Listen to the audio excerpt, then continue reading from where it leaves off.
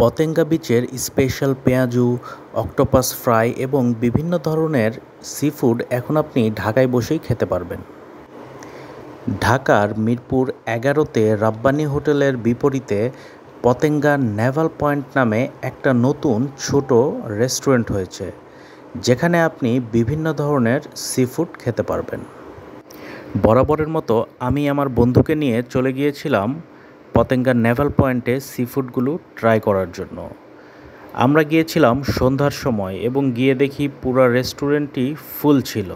Just একটা table খালি ছিল, সেখানে আমরা বসে পড়েছিলাম এবং মেনু দেখছিলাম যে কি কি আইটেম অর্ডার করা যায়। এইটা হইতেছে ওদের মেনু।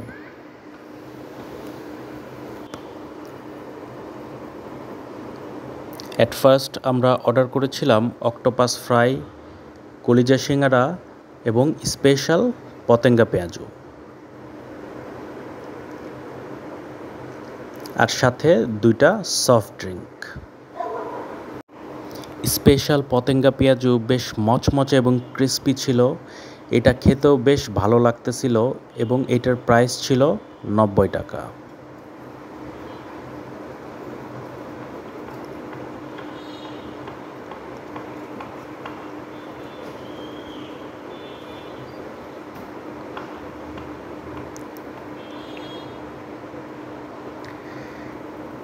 এরপরে আমরা অর্ডার করেছিলাম কলিজা সিঙ্গারা, বাট তারা ভুল করে আমাদেরকে দিয়ে দিছে নাগা সিঙ্গারা।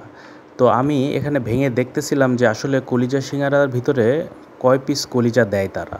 তো আমি খুলে দেখি যে কোনো কলিজাই নাই।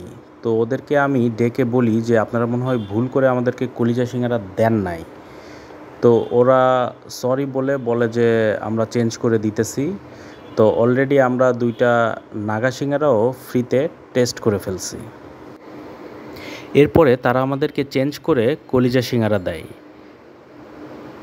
কলিজা সিঙ্গারাটা ভেঙে দেখলাম যে মোটামুটি 2 থেকে 3 পিস ছোট ছোট কলিজা থাকে সিঙ্গারার ভিতরে। খেতে বেশ ভালোই লাগতেছিল, খারাপ না। আর 80 টাকায় 7 পিস ছোট ছোট সিঙ্গারা থাকে।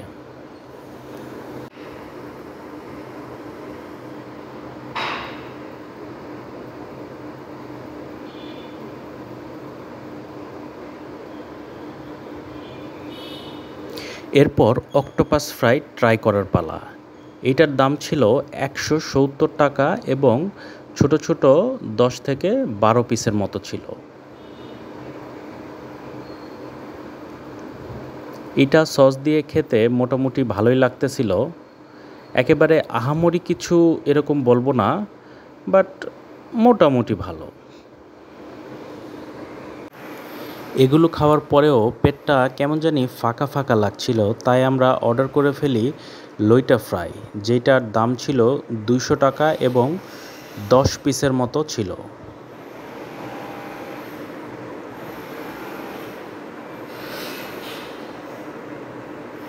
লইটা ফ্রাইটা একদম গরম ছিল, ধোঁয়া উঠতেছিল এবং আমি যেহেতু আগে সি ফুড খুব একটা বেশি খাই নাই, তো আমার কাছে প্রথম বাইটে খুব একটা বেশি ভালো লাগে নাই।